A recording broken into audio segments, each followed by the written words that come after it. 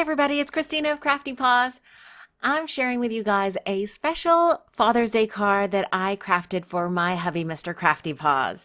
I decided to use the Kindred stamps, Galactic Adventures and Galactic Adventures the sequel to create a card where Princess Leia represents me, Han Solo represents Mr. CraftyPaws, and our little bandito represents an Ewok. And I think this came out super cute, and I know he's going to love it because we're both huge Star Wars fans. So I'm using Memento Tuxedo Black ink, and this is one of the stamp sets, and I'm showing you guys the Princess Leia and the Han Solo from that set. And then the sentiment, together we can rule the galaxy, and the little Ewok is from the other set. So I'm just going to show you guys some really quick Copic coloring. I decided for Princess Leia's white dress, I was going to give it a hint of blue, so I'm using that B000 and then some cool grays, but that are really, really light to create the sense of a white dress, because Princess Leia is wearing a white dress in that first episode 4. And I'm just trying to put in some shadowed areas to make the dress look like it has some kind of folds or waves kind of in the dress, and so that it's not just looking all flat. I'm creating some shadows right by the belt, on the edges, and so on. And then for her hair, I'm going to give Princess Leia black hair since I have black hair, even though in the movies, Princess Leia has brown hair. So I'm going to use a C6 and a C8, and then the highlights are with a B32, a really pale, pale blue, because I wanted her to look a little ethereal, kind of the way I remember Princess Leia. And I'm just using the darkest C8 here to establish the shadowed areas right at her part and where her side buns are, the edges of the buns and the lower parts of the buns, and where her hair is pulled back at the base of her head, the darker color, and then I'm blending out with the mid-tone, that C6. And if you just flick in this, the kind of colors, it will blend nicely, just going back and forth from mid-tone to lighter tone. And then I wanted to reestablish that blue, so I'm going back in there with that B32. I'm going back in lastly with that C8 again, because when you go in with lighter colors, as I've mentioned numerous times, you kind of lose the darkest shadows of the darkest ink. So you want to reestablish that one more time so you get a full range of light to dark. And that really gives a good sense of that three-dimensionality of her head and of her little side buns. For her belt, I wanted to give it a little bit of a blue cast, so I'm using a B60. And then for her face, I'm using a kind of typical skin tone for me. It's a little bit yellowish, and that's E50, 51, and 53. And I'm just putting in the shadows along the base of her hairline and then on the sides of her face, and then that blush is an R21.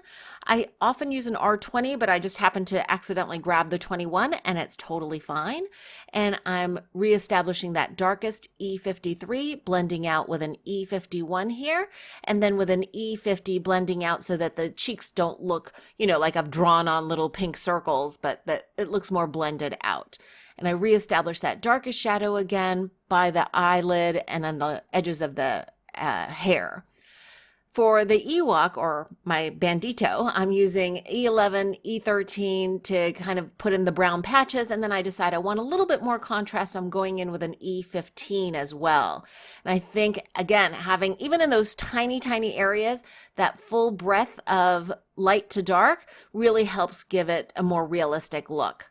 For the white areas of his fur, I'm using a W0, and then I thought it's kind of too flat, so I decide I'm going to add a W1 as well. And these W warm grays are great for white fur areas because I think the warmth of the gray lends to the realism. Then I realized I forgot to color in his little ear, so I'm going back in with the E11, 13, and 15 combo to create the brown ears that my bandito has. And then I thought, even though a lot of the Ewoks have kind of tan and brown little headpieces, I decided I'd use a BG 72, 75, and 78 to add a little bit of a blue color scheme to all of the images.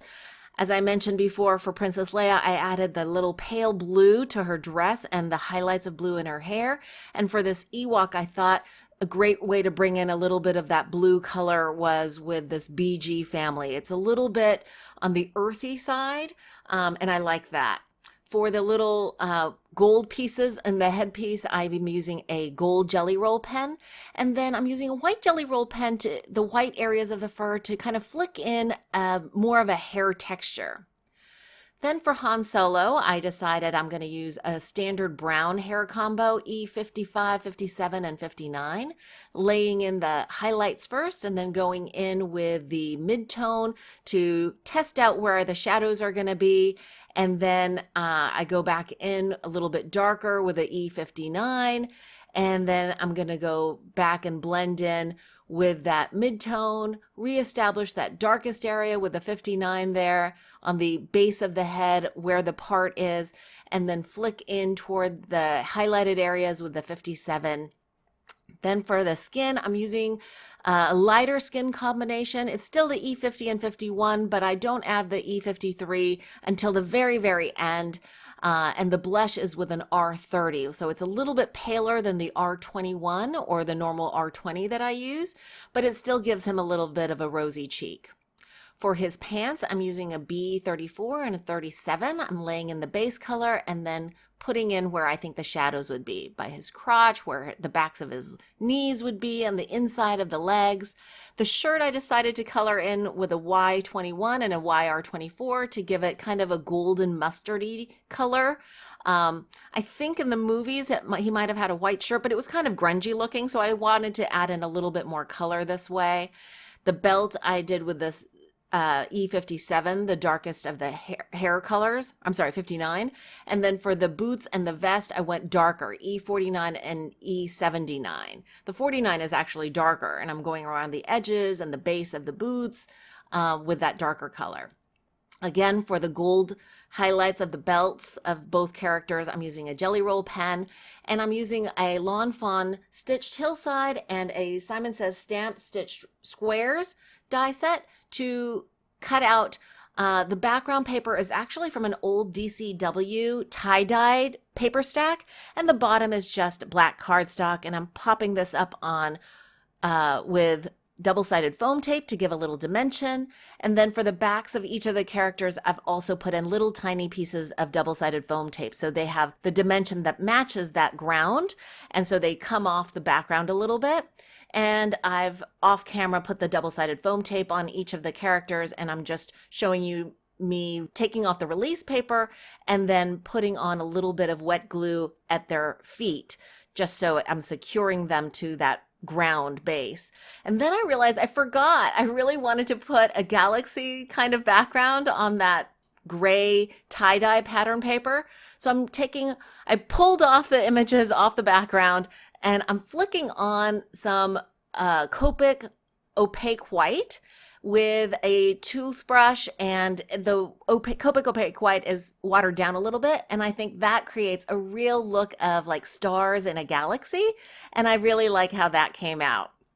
For the sentiment, there's one in the stamp set that says, "Together we can rule the galaxy," and because of how long that sentiment is, I am stamping out "We can rule the galaxy" on one line with Versamark ink, and then I'm heat embossing it with Ranger Superfine embossing powder in white, and I'm going to follow that with separately stamping the "Together" above that. So first you'll see me kind of flicking off the stray pieces, and then I'm using my heat gun to heat emboss that sentiment. And then you'll see how I masked off the side there, the "We can rule the galaxy," and I'm only inking up the "Together," and I've situated it. Unfortunately, I was off camera a little bit there, but you'll see how I centered that, and I'm heat embossing that "Together." So now will fit comfortably on the card front. And for the images on that background, I am offsetting a separate die cut square that I cut out of navy shimmery cardstock. This is the same cardstock that I use for the sentiment, and I'm popping the sentiment up on double-sided foam adhesive, and then the offset two squares I'm also popping up with double-sided foam tape. I just tore this off. This foam tape is actually from the Dollar Tree and it's not super thick, so I could actually even send this through the mail, even though I don't need to since I'm just giving it to my hubby.